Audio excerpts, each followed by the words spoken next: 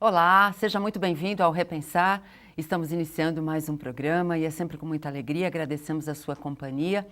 Hoje nós queremos refletir com você sobre um tema um pouco diferente do que costumamos apresentar cotidianamente.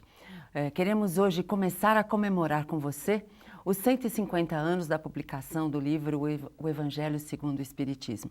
E quem está aqui conosco para essa reflexão, para essa comemoração, é Orson Peter Carrara. Seja muito bem-vindo sempre, né, Orson? Marisilda, telespectadores, como é bom estar aqui no Repensar, esse programa que nos proporciona estas reflexões tão importantes. Pois é.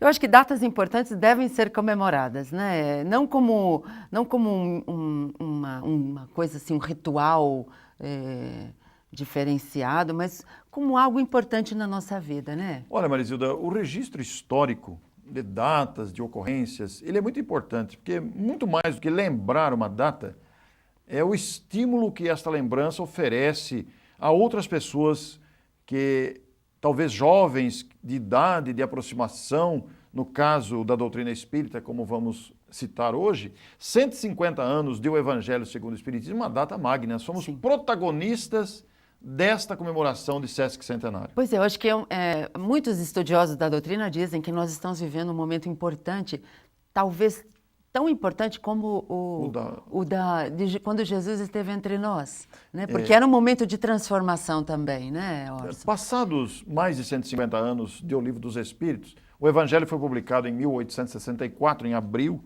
portanto, em 2014 comemoramos os 150 anos. Mas é que nós atingimos um estágio da mentalidade humana e do amadurecimento da mentalidade espírita, podemos dizer assim, em que estamos mais preparados, porque esses 150 anos que passaram parece que foram um tempo assim de solidificação, de preparo, e parece que agora estamos enxergando além das letras, percebendo a importância da aplicação desses ensinos. Esta obra que inspirou em todos os tempos as ações de caridade em todo o seu sentido, agora alcança 150 anos. E ela é atualíssima, convidando a humanidade e aos espíritas, em primeiro lugar, naturalmente, a comemorarem, a reverem, a estudarem, a novamente estimular o leitor, o telespectador, o ouvinte para o estudo da obra. Pois é, e quando a gente fala de evangelho, a gente fala de Jesus, né? Porque não tem como dissociar isso. Não tem, porque ela traz efetivamente os ensinamentos de Jesus de uma forma facilitada ao nosso entendimento, né? Toda a obra, o Evangelho segundo o Espiritismo, como você sabe, como sabem os telespectadores, ela foi elaborada por Allan Kardec a partir das máximas morais de Jesus. As máximas morais apresentadas por Jesus foram utilizadas por Allan Kardec na elaboração dos 28 capítulos.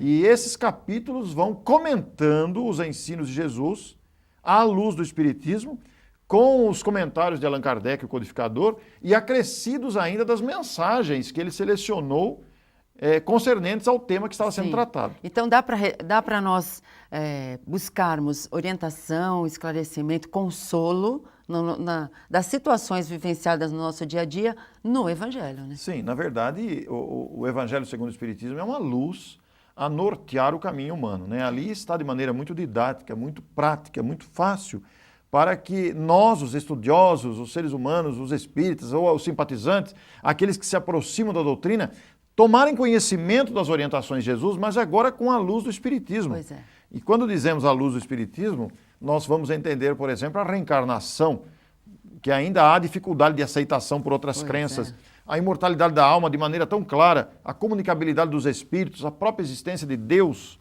a lei de ação e reação, além do conforto, do consolo, ainda o esclarecimento. Pois é, porque quando nós nos deparamos com as bem-aventuranças de Jesus, é uma explicação tão consoladora mesmo, né? A palavra é consolo mesmo. É consolo, não tem outra, né?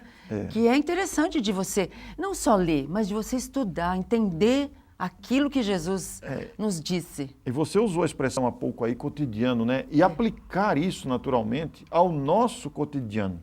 Eis o grande desafio. Muitas pessoas estão vivendo dramas de todo tipo atualmente, dificuldades de toda ordem. Então, o Evangelho contém a orientação, o roteiro para a superação desses dramas, para vencer as dificuldades e orientar-se de forma a estarmos preparados para as lutas inevitáveis da evolução. Além do que, ele também nos dá uma ideia muito, muito boa da história da humanidade, dos precursores do Espiritismo, filósofos. Você aprende história. O ouvinte, o telespectador, não deve desconsiderar a oportunidade de ler a introdução. Isso. Porque há um péssimo hábito humano de pular a introdução. Exato. Não faça isso, porque a introdução ela traz esses elementos históricos. Allan Kardec preocupou-se em preparar o leitor para o conteúdo da obra. Então é muito importante ler a introdução. Todavia, poderá parecer à primeira vista que a introdução é um pouco cansativa, a pessoa está aflita, está procurando ajuda e aquele texto da introdução parece não atender à sua expectativa. Então nós sempre dissemos, vá direto ao capítulo 5, o maior capítulo da obra. Bem-aventurados os aflitos, referindo-se ao Sermão do Monte, bem-aventurados os que choram, onde Allan Kardec considera, acrescenta seus lúcidos comentários. É o mais longo capítulo. E depois você descobre as outras pérolas que há no livro. E depois lê a introdução também. Isso, você pode começar por esse, mas de vez em quando vai lá. Sim.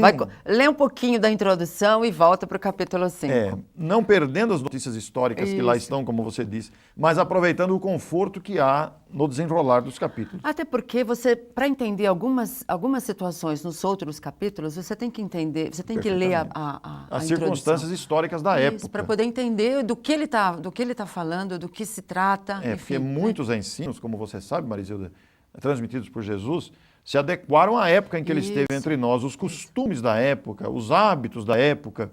Ele era uma época também infantil da humanidade, tanto é que ele contou parábolas, contou historinhas adaptadas à realidade daquele tempo, para que os homens e mulheres daquela época pudessem entender o que se passava com eles, né? E começar a desenvolver o raciocínio, que é o importante. Por isso nós chegamos hoje, quando a humanidade alcança um alto nível de desenvolvimento intelectual e tecnológico, e nós temos esta pérola, que é o Evangelho segundo o Espiritismo, apresentando as lições de Jesus perfeitamente adaptadas e cabíveis ao nosso tempo. Muito bom. Nós vamos continuar falando já. Nós vamos dar um breve intervalo e já voltamos falando um pouco mais do Evangelho segundo o Espiritismo. Até já.